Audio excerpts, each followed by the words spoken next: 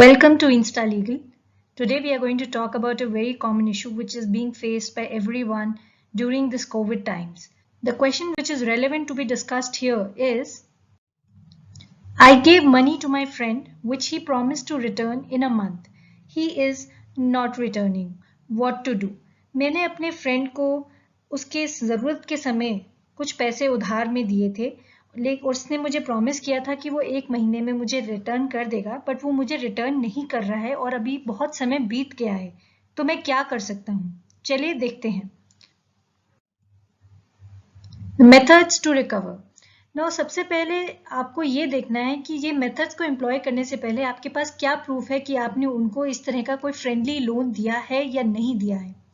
पहली बात, आपके पास अगर कोई कैश ट्रांजैक्शन है जिसने आपने कोई बैंक ट्रांजैक्शन करी है, तो आपके पास वो प्रूफ बन जाएगा कि आपने ये अमाउंट इस दिन उनको भेजा है। उस ट्रांजैक्शन को आप कैसे कोरोबरेट करेंगे कि अगर आपने उस दिन कोई भी व्हाट्सएप के थ्रू या मोबाइल के थ्रू उनसे कोई कन्वर्सेशन करी है और आपके पास वो रिकॉर्ड में है, अगर आपने वो कॉल रिकॉर्ड करी है या व्हाट्सएप में आपने उनसे बात करी है जिसमें उन्होंने ये लिख के भेजा है कि हाँ जी मुझे आपका ये पैसा मिला है, तो that would become proof in favour of you giving the money to him. तो अगर आपके पास कोई कैश ट्रांजैक्शन हो गई हैं जिसमें आपने उनको कैश दे दिया है या आपने क्रेडिट कार्ड से उनको लोन दिया है, तो इन सब सिचुएशंस में अगर आपके पास कोई भी ऐसी रिकॉर्डिंग है कॉल के थ्रू या आपके से वो अगर मिलकर उन्होंने कोई कैश अमाउंट लिया है तो आपने उसको रिकॉर्ड किया है, अगर आपने लिखित में लिया है by way of a pronote that such and such person has taken such and such money which has been signed by him, और ये आपने कोई अग्रीमेंट उनके साथ लिख लिया है कि आज मैंने आपको ये इस समय पर आपको इस विटनेस के सामने ये पैसा दिया है, तो ये सारी चीजें आपके पास एक कॉन्क्रीट प्रूफ बन जाती है जिनके बेसिस के ऊपर आप लीगल नोटिस भेज सकते हैं for recovery of your money. Legal notice will be sent through an advocate, और उस एडवोकेट को अपने लीगल नोटिस में ये सारी बात लिखनी पड़ेगी, सारा हिस्ट्री उसमें ट्रेस करना पड़ेगा कि कब आपने उनसे पैसा लिया, कब से आप उनको जानते हैं, और अगर उस पैसे देने के समय अगर आपने कोई चेक या कोई भी सिक्योरिटी के तरीके पे उनसे कोई भी सामान लिया है तो वो भी इस लीगल नोटिस में मेंशन करेंगे कि अगर आप मुझे ये पैसा मेरा लौटाते नहीं हो with in a specific period of time, तो whatever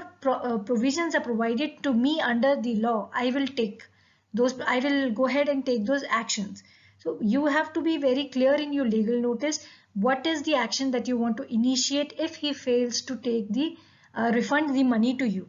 So पहला आपके पास प्रावधान है कि आप लीगल नोटिस उनको भेज सकते हैं, जिससे ये भी हो जाएगा कि अगर आपके पास कोई भी लिखता सबूत नहीं है तो लीगल नोटिस में जो आप हिस्ट्री ट्रेस करेंगे, अगर उसका कोई जवाब वो नहीं देता है या कोई जवाब देता है तो वो आपके लिए एक आधार बन जाएगा to go head and file a case before the court. अब कोर्ट के सामने आपके पास अगर कुछ भी लिखित में है, कोई रिटन कॉन्ट्रैक्ट है या कोई प्रोनोट है, कोई हुंडी है या कोई लोन अग्रीमेंट है, तब आप उस केस के अंदर सूट फॉर रिकवरी फाइल कर सकते हैं, which is a summary suit. अगर आप समरी सूट फाइल कर रहे हैं तब आपको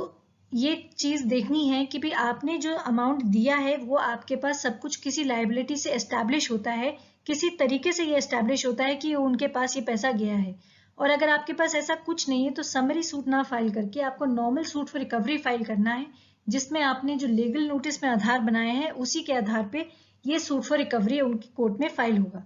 इसको फाइल करने के बाद जब आप फाइल करते हैं तो कोर्ट उनको एक समन भेजेगा और समन्स के साथ में उनको अपना केस प्रेजेंट करना पड़ेगा। He will have to defend himself to tell before the court whether he has taken this money और नॉट। और अगर ये एस्टैब्लिश हो जाता है कोर्ट के सामने कि उन्होंने ये पैसा आपसे लिया है, तो आपका जो भी रिलीफ आपने कोर्ट में मांगा है वो आपको मिल जाता है। आगे अगर आप इन दोनों केसेस से भी सेटिस्फाइड नहीं है और आपको लगता है सूट फॉर रिकवरी में बहुत समय लग सकता है और आपको ये पता है कि उसने शुरू से ही उसकी ये इंटेंशन थी कि वो पैसा आपको कभी नहीं लौटाएगा, उसने आपको बुद्धू बना के डिसऑनेस्ट इंटेंशन से आपसे ये पैसा ऐंठा है, सिर्फ आप ही नहीं है, ऐसे और भी लोग हैं जिनसे उन्होंने ये पैसा लिया है, तब आपके पास एक और प्रोविजन है which is to file a criminal complaint before the police. अगर पुलिस उस पर कोई एक्शन नहीं लेती है तो आप सीधा 156 क्लॉज 3 सीआरपीसी के अंदर डायरेक्ट मजिस्ट्रेट के आगे एक प्राइवेट कंप्लेंट भी दे सकते हैं कि मेरे साथ ये फ्रॉड हुआ है, चीटिंग हुई है, क्रिमिनल ब्रीच ऑफ ट्रस्ट हुआ है, उसने मेरी जो प्रॉपर्टी मैंने उसको इंट्रस्ट करी थी उसका मिस अप्रोप्रिएशन किया है, तो वो पैसा वो मुझे रिफंड नहीं कर रहा है, और उसकी ऑनेस्ट इंटेंशन नहीं थी फ्रॉम द वेरी बिगिनिंग जब उसने मुझसे ये पैसा लिया। और यहाँ पे सिर्फ आपने ये नहीं बोलना कि सिर्फ मैं ही ऐसा हूँ, लेकिन ये आदी है इस चीज करने का, इसीलिए इसने बहुत सारे लोगों से भी पैसा लिया है।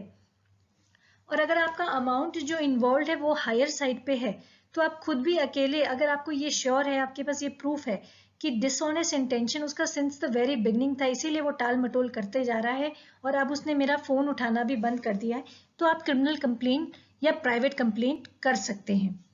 Last but not the list, अगर आपने कोई भी चेक उनसे लिया है और या उन्होंने अपनी लाइबिलिटी मानते हुए आपको during the course of the transaction या after the course of the transaction जब उन्होंने पैसा ले लिया है, या बहुत बार पैसा लेते समय उन्होंने आपको एक चेक भर के दे दिया कि आप ये चेक ले लीजिए, लेकिन आप इसको इस महीने नहीं अगले महीने डाल दीजिएगा, और उसके कहने पर आपने वो चेक डाला और वो चेक बाउंस हो जाता है, तो उस चेक बाउंस के केस में भी आप उनको एक डिमांड नोटिस भेज के चेक बाउंस का केस उनके खिलाफ लगा सकते हैं, which would be for a legally recoverable debt, क्योंकि ये चेक उन्होंने खुद आपको दिया है और आपके पोजेशन में ये चेक आ गया है, जो आपने प्रेजेंट करने के बाद वो डिसऑनर हो गया, तो चेक बाउंस के केस में भी आप अपना पैसा रिकवर कर सकते हैं। तो अगर आपकी सिचुएशन ऐसी है कि आपके पास कुछ भी लिखित में नहीं है, तो सबसे पहले लीगल नोटिस भेजकर कुछ प्रूफ इकट्ठा कर लें, तभी बाकी के जो प्रोविजंस हैं उनकी तरफ जाइए। Thank you very much.